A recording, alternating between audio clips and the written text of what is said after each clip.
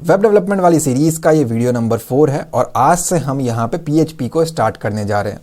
तो बेसिकली इस complete playlist का लिंक अगर आपने देखा है तो बहुत अच्छी बात है, वरना इसी वीडियो के डिस्क्रिप्शन में मिलेगा। और जो मैं PHP सीरीज को स्टार्ट कर रहा हूँ आपसे, इसी सीरीज के अंदर उसका लिंक भी आपको डिस्क्रिप्शन में मिल जाएगा, तो मेक श्योर आप उसको चेक ज़रूर करें। आज के वीडियो के अंदर हम लोग क्या करने वाले हैं, हम लोग यहाँ पे PHP के बारे में जानेंगे, कैसे इसको वेब डेवलपमेंट में यूज़ करते हैं, उसके डिटेल्स को समझेंगे और बहुत ही डिटेल्स में एक एक डिटेल को हम लोग यहाँ पे जानने वाले हैं। मेक श्योर इस वीडियो के डिस्क्रिप्शन को चेक करके सारे इंपॉर्टेंट लिंक्स को आप एक्सेस करो। वीडियो को स्टार्ट करने से पहले अगर आप हमारे चैनल पर न्यू हैं तो सब्सक्राइब करें, बेल आइकन को क्लिक करके ऑल नोटिफिकेशन को ऑन करें ताकि आपको लेटेस्ट वीडियोस की नोटिफिकेशन मिलती रहे। अब इस चीज़ को डिटेल में समझने के लिए ना इसके बारीक बारीक पॉइंट्स को हमें यहाँ पे समझना पड़ेगा। वेब के अंदर बेसिकली आपकी दो टाइप्स की वेबसाइट्स होती है या फिर दो टाइप्स के आपके स्क्रिप्ट होता है। पहला होता है आपका क्लाइंट साइड, मेरी हैंडराइटिंग को इग्नोर करें, टाइम के साथ ये यहाँ पे टैबलेट के ऊपर फिट बैठेगा। और दूसरा होता है आपका सर्वर साइड। ठीक है, तो एक आपका बेसिकली क्लाइंट साइड स्क्रिप्ट होता है और दूसरा आपका सर्वर साइड स्क्रिप्ट होता है। अब देखिए यहाँ पे क्या होता है ना, मैं यहाँ पे ड्रॉ कर रहा हूँ, ये एक हो गया आपका कंप्यूटर, ये एक क्लाइंट है। ठीक है, यहाँ पे आ गया आपका क्लाइंट जो क्या कहता है www. जो भी है आपका example.com। ठीक है, यहाँ पे क्लाइंट ने एक रिक्वेस्ट किया सर्वर को, तो यहाँ पे बना हुआ है आपका वेबसाइट का सर्वर। इसको रिक्वेस्ट किया गया कि एक example.com नाम की वेबसाइट को ओपन करके दे, इस कंप्यूटर से मैं यहाँ पे रिक्वेस्ट कर रहा हूँ। ये क्या चीज़ है, ये है एक सर्वर। तो ये सर्वर क्या करेगा, या तो वो वेबसाइट अवेलेबल होगी इस दुनिया में या नहीं होगी, हम ये इमेजिन करके चलते हैं कि वो अवेलेबल है। अगर नहीं है तो वो आपका आ जाएगा नॉट फाउंड 404 या ऐसा कुछ आ जाएगा। ठीक है, यहाँ पे क्या करेगा, ये जो सर्वर है ना, ये क्लाइंट को वापस रिवर्ट करेगा। अब रिवर्ट में ये क्या क्या प्रोवाइड करेगा, क्लाइंट साइड की चीज़ें जैसे कि HTML, CSS, जावास्क्रिप्ट, ये सारी चीज़ें आपको रिवर्ट में वापस मिलने वाली है। ठीक है, और आपकी वेबसाइट यहाँ पे लोड हो जाएगी। तो इसमें क्या होगा ना, जितनी भी चीज़ें हैं आपकी क्लाइंट साइड की, बहुत सारी चीज़ें हैं, उसमें से फेमस है आपका HTML, आपका CSS, आपका जावास्क्रिप्ट, और अगर बूटस्ट्रैप है तो वो भी। तो ये पहले इस कंप्यूटर के ऊपर लोड होगा इस सर्वर के थ्रू, तब जाके यहाँ पे जो आपकी वेबसाइट है वो बेसिकली आपका ओपन हो जाएगा। ठीक है, पॉपुलर अगर क्लाइंट साइड स्क्रिप्ट की बात करूँ, ये तो मैंने ओवरऑल वेबसाइट का बता दिया। अगर सिर्फ स्क्रिप्टिंग की बात करूँ तो वर्ल्ड में जो ओवरऑल पॉपुलर है आपका, एक है जावास्क्रिप्ट जो कि ऊपर ही लिखा हुआ है, और दूसरा है आपका VB स्क्रिप्ट। ये थोड़े पॉपुलर क्लाइंट साइड हैं, पूरे वर्ल्ड वाइड ये थोड़े से पॉपुलर हैं। अब दूसरी तरफ ना यहाँ पे हमारे पास सर्वर साइड स्क्रिप्टिंग लैंग्वेज है। अब मैं मान के चलता हूँ यहाँ पे मैंने क्या किया, ये एक आपका क्लाइंट है या फिर नॉर्मल कंप्यूटर है जहाँ से एक कमांड जो है वो पास किया गया। क्या पास किया गया भाई, example.com की वेबसाइट ओपन करो। ये कहता ठीक है मैं ओपन कर दूंगा। इसने अपने सर्वर को रिक्वेस्ट किया, यहाँ पे आ गया आपका वेब सर्वर। रिक्वेस्ट में बोला कि मुझे example.com नाम की वेबसाइट को ओपन करना है, तो इस क्लाइंट ने रिक्वेस्ट कर दी। अब इस केस में क्या था ना, जो आपका क्लाइंट साइड स्क्रिप्टिंग था, ये पूरी की पूरी चीज़ों को यहाँ पे लोड करा रहा था। यहाँ ऐसा कुछ नहीं होता, यहाँ पे सर्वर साइड चीज़ों को लोड नहीं कराएगा। जो भी इसमें बैकएंड में अगर सर्वर साइड की कोई चीज़ लगी है तो वो आपके सर्वर के ऊपर ही, सर्वर पे ही लोड होगा। ठीक है, यहाँ पे वो लोड हो जाएगा जो भी लगा है बैकग्राउंड में, और उसके बाद वो क्या करेगा, यहाँ से रिवर्ट बैक करेगा। रिवर्ट बैक क्या करेगा क्लाइंट को, सिर्फ उसका डिज़ाइनिंग पार्ट, जिसमें भी वेबसाइट का डिज़ाइन जो है वो बना हुआ है, वो HTML है, CSS है, बूटस्ट्रैप है, जो भी है बेसिकली। तो बैकएंड की जो चीज़ें हैं वो सर्वर पे ही चलेंगी, और जो डिज़ाइन का HTML वाला पोर्शन होगा वो वेबसाइट का रिवर्ट कर दिया जाएगा। वेबसाइट आपकी एज इट इज़ खुलेगी, अच्छा काम करेगा, लेकिन सर्वर वाली चीज़ जो है वो सर्वर के ऊपर ही चलती रहेगी। वर्ल्ड में कुछ पॉपुलर हैं बैकएंड यानी कि सर्वर साइड के लैंग्वेजेस, उसमें से आपका एक हो जाता है PHP जो कि हम कर ही रहे हैं, आज से स्टार्ट कर ही चुके हैं। दूसरा है आपका .NET, तीसरा है आपका पाइथन। इसके अलावा भी बहुत कुछ है, आपका रूबी है, गो नाम से भी है, आपका कुछ भी यूज़ कर सकते हो। तो जो PHP है ना, वो क्या चीज़ है अब इन दोनों में से, PHP आपका एक सर्वर साइड स्क्रिप्टिंग लैंग्वेज है। इस बात को आज से ही दिमाग में रख लो। इसके डिटेल्स को और हम जानेंगे आने वाले वीडियोज़ में, but for the time PHP आपका बैकएंड पे काम करता है, सर्वर पे काम करता है, और एक सर्वर साइड स्क्रिप्टिंग लैंग्वेज है जिसको चलाने के लिए सर्वर की ज़रूरत चाहिए ही चाहिए है, चाहे अपने कंप्यूटर पर इंस्टॉल करके लोकली चलाओ या ऑनलाइन डोमेन होस्टिंग बाय करके चलाओ। हम तो यहाँ पे फ्री वाला ही चलाने वाले हैं, तो इसको चलाने के लिए सर्वर अपने को चाहिए है। थोड़ा सा और डिटेल जानते हैं हम इसके बारे में। जो PHP है, इसका जो फुल फॉर्म है ये है हाइपर टेक्स्ट प्री प्रोसेसर। ठीक है, PHP का full form hyper text pre processor. बहुत पहले जब ये PHP लॉन्च की गई थी तो इसका फुल फॉर्म हुआ करता था पर्सनल होम पेज, बाद में चेंज करके जो आज के टाइम पे हमारा इसका लेटेस्ट है फुल फॉर्म वो है हाइपर टेक्स्ट प्री प्रोसेसर। और ये एक डायनामिक वेबसाइट बनाने के काम आती है, याद रखना इस बात को। अगर आपको बिल्कुल आइडिया नहीं है कि ये क्या बोल दिया, डायनामिक वेबसाइट क्या होता है, अब कोई प्रॉब्लम नहीं है, आप इसी वीडियो के डिस्क्रिप्शन को चेक करना या फिर जब ये वीडियो एंड हो रही होगी तो आपको यहाँ पे लिंक मिल जाएगा, difference between static and dynamic. तो आपको एक आइडिया हो जाएगा कि अच्छा डायनामिक ये होता है और PHP इसके काम आता है। तो मेक श्योर उसको भी आप चेक ज़रूर करें। जैसा कि मैंने अभी आपको एक्सप्लेन किया कि इसकी मदद से आप डायनामिक वेबसाइट बना सकते हो जिसमें डेटाबेस भी होगा। आप चाहें इसको डाटाबेस पढ़ लो, फ़र्क नहीं पड़ता। जहाँ पे आप चीज़ों को स्टोर करोगे, आप इमेजेस को स्टोर करा सकते हो, आप यहाँ पे रोल नंबर स्टोर करा सकते हो, आप डेटा स्टोर कर सकते हो, कुछ भी वीडियोस स्टोर कर सकते हो। तो अगर आपको स्टोरेज पे डील करना है, जहाँ पे आपको रिकॉर्ड मेंटेन करना हो, कुछ भी डेवलप करना हो, तो वो सारा काम जो है इसके थ्रू बहुत ही ईजिली हो जाएगा। अब इसमें क्या होता है ना, बेसिकली एक बार आप डायनामिक वेबसाइट क्रिएट कर लेते हो विद डेटाबेस और जब आप क्लाइंट को हैंड ओवर करते हो, क्लाइंट को कुछ भी चेंज करना हो अपनी वेबसाइट में, अगर वो पोर्शन डायनामिक है तो क्लाइंट को कोडिंग या प्रोग्रामिंग या स्क्रिप्टिंग की नॉलेज होना ज़रूरी नहीं है। वो IMG SR से लिख के इमेज इंसर्ट नहीं करेगा, वो डायरेक्टली कर लेगा। आपने डेमो में चेक किया पिछली वीडियोज़ में। तो यहाँ पे चेंजेस को परफॉर्म करना, अपडेट करना बहुत ईजी है। और HTML स्टैटिक के केस में जा करके खुद कोड ढूंढो, कॉपी पेस्ट करो, कट करो, ये करना पड़ जाएगा। तो ये जो पूरा प्रोसेस है ना, जो बहुत ही ईजिली आपका काम बना दे, आप कंटेंट को सही से मैनेज कर लो, अपडेट कर लो, डिलीट कर लो, ये होता है आपका CMS, content management system. World में एक पॉपुलर है जो कि है आपका वर्डप्रेस। मैंने काफ़ी बार इसके ऊपर वीडियो बनाया है, बट डिटेल्ड वीडियोस अभी नहीं है, बाद में बनाएंगे। वर्डप्रेस एक काफ़ी अच्छा CMS है जो कि PHP की हेल्प से बनाया गया है और PHP को यूज़ करके बनाया गया है। एग्जाम्पल के लिए आपका कोई हॉस्पिटल है या होटल है, या आप हॉस्पिटल में जॉब कर रहे हो या उनके लिए वेबसाइट बना रहे हो, तो वहाँ पे पेशेंट के डिटेल्स को स्टोर करके रखना है ताकि इन फ्यूचर हम उसको देख सके कौन सा पेशेंट कब आया, कितने पेशेंट है अपने पास, उसके डिटेल्स क्या हैं। तो वो जो काम है, वो जो डेटाबेस बैक एंड स्टोरेज का काम है, वो PHP के थ्रू किया जा सकता है। अब इसके अलावा ना PHP को आप यूज़ कर सकते हो वेब बेस्ड सॉफ्टवेयर एप्लीकेशंस को बनाने के लिए। ठीक है, अगर आपको वेबसाइट बेस्ड एप्लीकेशन बनाना है, वेब एप्लीकेशन बनाना है, सॉफ्टवेयर बनाना है वेब बेस्ड का, तो वो भी आप PHP की हेल्प से बहुत ही ईजिली क्रिएट कर सकते हो। इन शॉर्ट, बिलिंग वगैरह कुछ बनाना हो, अकाउंटिंग से रिलेटेड कुछ बनाना हो, बहुत ही ईजिली यहाँ पे बन जाएगा, जो कि आपका ऑनलाइन चले।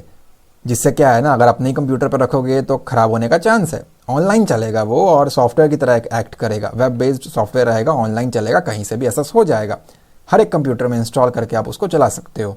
देखिए, मैंने आपको स्टार्टिंग में ही बताया कि आपके पास और भी ऑप्शंस हैं, पाइथन है, रूबी है, PHP के अलावा किसी को भी यूज़ कर सकते हो, फ़र्क नहीं पड़ता। हम यहाँ पे PHP के थ्रू पढ़ने वाले हैं। अब PHP के थ्रू क्यों हम कर रहे हैं, इसको क्यों कर रहे हैं, PHP को ही क्यों यूज़ करूँ, क्या फ़ायदे हैं इसके, कोई घाटा भी है क्या, कुछ और क्यों नहीं पढ़ रहे हैं हम इस सीरीज़ के अंदर, ज़रा उसके ऊपर हम बात करते हैं। तो वाई टू लर्न PHP, क्यों सीखें PHP या क्यों सीखना चाहिए। जो पहला पॉइंट है वो है ईजी टू यूज़। अगर आपने मेरी PHP की पुरानी वाली सीरीज़ देखी है जिसमें 70 के आसपास वीडियोज़ हैं, तो आपको पता चल चुका होगा बहुत ही ईजी है PHP को सीखना और यूज़ करना और लर्न करना। Easy to use and learn, बहुत आसान है। स्पेशली अगर कोई बिगनर है और उसका फर्स्ट टाइम वेब डेवलपमेंट है, तो ये चीज़ आपके लिए बेस्ट हो सकती है।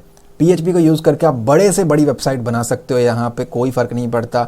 और एग्जिस्टिंग अगर कोई डायनामिक वेबसाइट है उसमें कुछ चेंजेस करने हैं तो वो भी आप बहुत ही ईजिली परफॉर्म कर सकते हो। नेक्स्ट अगर हम बात करें तो कॉस्ट एफिशिएंट PHP जो है ना, वो आप एक तरीके का फ्री कह लो, या कम से कम खर्चे में अगर आप एक वेबसाइट को बनाते हो with the help of PHP तो बहुत ही कम खर्चों में बन जाएगा। अब जो कम खर्चे हैं उसमें क्या आएगा, आपका domain and hosting. PHP free है और ओपन सोर्स है, जो मर्जी यूज़ कर सकता है, फ्री में यूज़ कर सकता है। PHP की वेबसाइट में जा करके कोड्स को ले सकता है, तो टोटली फ्री है। और क्योंकि ओपन सोर्स है तो आप यहाँ पे कंट्रीब्यूशन भी दे सकते हो। आपने कोई फीचर बनाया, अपने कोड को आप कंट्रीब्यूट कर सकते हो, पूरी दुनिया उसको यूज़ करेगी। वहीं अगर कंपेयर करें इसको ASP.NET के थ्रू, तो वो पेड है उनके लिए। उनके थ्रू अगर आपको वेबसाइट बनाना है तो पहले उसका लाइसेंस खरीदना पड़ेगा, तब जा करके आप उसको यूज़ कर सकते हो। तो यहाँ पे भी PHP को एक एडवांटेज है, फ्री ऑफ कॉस्ट यहाँ पे इसको यूज़ किया जा सकता है। नेक्स्ट अगर मैं बात करूँ यहाँ पे, तो ऊप्स के ऊपर ये बेस्ड है, यानी कि ऑब्जेक्ट ओरिएंटेड प्रोग्रामिंग। अगर आपने प्रोग्रामिंग के अंदर C++ पढ़ा है, जावा पढ़ा हुआ है, या फिर आपने पाइथन पढ़ा है, तो आपको पता होगा उनकी पॉपुलैरिटी का रीज़न है ऊप्स, यानी कि ऑब्जेक्ट ओरिएंटेड प्रोग्रामिंग। क्लासेस के ऊपर डील कर सकते हैं वो, जो कि C प्रोग्रामिंग नहीं कर सकती। तो PHP यहाँ पे वो चीज़ें कर सकता है और ऑब्जेक्ट ओरिएंटेड के सारे फीचर फंक्शनैलिटी आपको यहाँ पे मिल जाते हैं। तो इसलिए भी PHP को आपको यहाँ पे सीखना चाहिए। नेक्स्ट अगर हम बात करें तो क्रॉस प्लेटफॉर्म कॉम्पैटिबिलिटी। इसका क्या मतलब है भाई, आप PHP को जिस मर्जी प्लेटफॉर्म पे बनाओ, आप विंडोज़ में बनाओ 7, विंडोज़ 10, विंडोज़ XP, विंडोज़ 11, जिसमें मर्जी बनाओ, फ़र्क नहीं पड़ता। या लिनक्स के ऊपर बना लो, यूनिक्स के ऊपर बना लो, या मैक के ऊपर बना लो, उसे आप किसी के ऊपर भी डेवलप करो। विंडो में बनाया है वो चल जाएगा आपका मैक के ऊपर भी, और पूरी दुनिया से कहीं भी किसी भी डिवाइस के ऊपर चलेगा और सपोर्ट भी करेगा। तो ये एक बहुत अच्छा आपको PHP का एडवांटेज यहाँ पे मिल जाता है। नेक्स्ट अगर मैं बात करूँ तो PHP आपका हर सर्वर के ऊपर चल जाएगा। जिस मर्जी सर्वर को ले आओ आप, बड़े आराम से जाएँ, वो अपाचे हो, आपका IIS हो, जो मर्जी हो, PHP उसके ऊपर चलेगा। नेक्स्ट है security. PHP multiple secured layer से बना हुआ है, तो आपकी जो वेबसाइट होती है ना वो सिक्योर बनती है। अब ऑब्वियसली आपको भी नॉलेज होनी चाहिए है, वरना जो मर्जी लिख दोगे तो वेबसाइट तो फिर हैक हो ही जाएगी, फिर तो कुछ भी सिक्योर नहीं है। चाहे लैंग्वेज जो मर्जी रखो, फिर आप फ़र्क ही नहीं पड़ता। अगर आप सही तरीके से यहाँ पे कोड करते हो और प्रॉपर कोड करते हो तो आपको काफ़ी लेयर्स की सिक्योरिटी यहाँ पे मिल जाती है। इसके लिए PHP काफ़ी ज़्यादा फेमस है, तो अच्छी खासी सिक्योरिटी आपकी वेबसाइट्स की यहाँ पे होने वाली है। नेक्स्ट अगर मैं बात करूँ तो गुड कम्युनिटी। PHP की कम्युनिटी का मतलब होता है ग्रुप ऑफ पीपल, आप समझ लो, जो सेम चीज़ को यूज़ करते हो। ठीक है, जनरल बोला मैंने, रियलिटी में इसका मीनिंग हो सकता है कुछ और हो, बट यहाँ पे समझने के लिए PHP के ऊपर दुनिया की बहुत सारी वेबसाइट्स बनी है, बहुत बड़ा शेयर है PHP का। ठीक है, बहुत सारी वेबसाइट्स बनी है। तो अगर आपको कुछ प्रॉब्लम भी आता है ना, तो गूगल पे अगर आप कुछ सर्च भी करोगे ना, तो बहुत ही ईजिली आपको कुछ मिनट्स के अंदर उसका आंसर कुछ ना कुछ तो मिल ही जाएगा। या यूट्यूब के ऊपर ट्यूटोरियल मिल जाएगा, क्योंकि फ्री है, ओपन सोर्स है, सब लोग सीखते हैं। कुछ गलती आती है तो उसका सॉल्यूशन प्रोवाइड करते हैं। तो ये एक बहुत अच्छा ऑप्शन है आपको यहाँ पे, और बहुत अच्छा सपोर्ट एक अच्छे कम्युनिटी का PHP को यूज़ करने के कारण आपको मिल जाता है। अब बात करते हैं कि PHP को यूज़ तो कर लिया, चलो ठीक है, समझ लिया। अब PHP को यूज़ करके किस तरीके की वेबसाइट्स को बनाया जा सकता है। तो पहला है आपका ई-कॉमर्स वेबसाइट। मुझे समझाने की ज़रूरत नहीं है ई-कॉमर्स वेबसाइट क्या होता है, बट फिर भी आपको अगर अमेज़ॉन मालूम है, फ्लिपकार्ट मालूम है, मिंत्रा मालूम है, इसमें से जो भी हो, तो यहाँ क्या होता है, ई-कॉमर्स है। चीज़ों को ऑनलाइन सामान वगैरह बिकता है, यहाँ पे आप खरीद सकते हो, पेमेंट वगैरह हो सकती है। सारी फंक्शनैलिटी आपको PHP के थ्रू आप बहुत ही ईजिली एक ई-कॉमर्स वेबसाइट्स को बना सकते हो। नेक्स्ट अगर मैं बात करूँ तो मेल सर्वर। आप बहुत ही ईजिली एक ईमेल सर्वर PHP की हेल्प से यहाँ पे क्रिएट कर सकते हो। इसके अलावा हम CMS क्रिएट कर सकते हैं। CMS यानी जो मैंने स्टार्टिंग में बताया आपको, कंटेंट मैनेजमेंट सिस्टम, जैसे कि वर्डप्रेस का एग्जांपल दिया, या कुछ भी आप खुद का एक CMS क्रिएट कर सकते हो और यूज़ कर सकते हो। वो कैसा दिखता होगा, जो लास्ट हमने डेमो चेक किया था ना, स्टैटिक वर्सेस डायनेमिक वेबसाइट, और जो कार वाला हमने चेक किया था, उसको आप एक CMS कह सकते हो। उसमें लॉगिन कर सकते हैं हम, एडमिन पैनल होता है, उसके अंदर लॉगिन लॉग आउट होता है, चीज़ों को ऐड रिमूव डिलीट कर सकते हैं। वो जो हमने चेक किया था अपने इस सीरीज़ के अंदर, वो एक काइंड ऑफ CMS है। तो उस तरीके की चीज़ अगर आपको बनानी है तो PHP की हेल्प से वो बहुत ही ईजिली बन जाती है। हम यहाँ पे चैटिंग सिस्टम भी बना सकते हैं। मैंने अपने PHP के पुराने सीरीज़ के अंदर चैटिंग एप्लीकेशन भी कराया था, जिसमें आप चैट कर सकते हो, जैसे व्हाट्सएप वगैरह पे करते हो, फेसबुक पे करते हो। तो वो चीज़ें भी यहाँ पे बहुत ही ईजिली पॉसिबल है PHP को यूज़ करके। आप यहाँ पे फाइल स्टोरेज सिस्टम को भी क्रिएट कर सकते हो। जैसे गूगल ड्राइव के ऊपर आपको 15 GB के आसपास स्टोरेज मिलती है, आप फाइल्स को स्टोर कर सकते हो। या मेगाज नाम का भी एक कुछ है, जिसमें भी आपको चीज़ों को स्टोर करना है, फ़ोटो स्टोर करना है, वीडियो स्टोर करना है, कुछ भी करना है फाइल स्टोर करने के हिसाब से, तो वो भी PHP की हेल्प से क्रिएट किया जा सकता है। इसके अलावा आप चाहो तो ERP बेस्ड सिस्टम भी क्रिएट कर सकते हो, सॉफ्टवेयर भी क्रिएट कर सकते हो, जो आपका होता है एंटरप्राइज रिसोर्स प्लानिंग। अब ये क्या चीज़ होता है, एक एग्जाम्पल के लिए कोई बहुत बड़ी कंपनी देख लो अब, या कॉलेज देख लो, तो उसमें अलग अलग डिपार्टमेंट होता है। एक एडमिशन डिपार्टमेंट होता है, एक प्रिंसिपल का डिपार्टमेंट होता है, एक फीस कलेक्शन के लिए अकाउंट डिपार्टमेंट होता है, एक लाइब्रेरी होता है। तो इनके अलग अलग सॉफ्टवेयर्स चल रहे होते हैं। ठीक है, अब उन अलग अलग सॉफ्टवेयर्स को भी हम क्रिएट कर सकते हैं और उन पूरे अलग अलग चीज़ों को एक जगह पे बैठ करके मॉनिटर और मैनेज भी कर सकते हैं। वो भी यहाँ पे बहुत ही ईजिली आपका हो जाता है।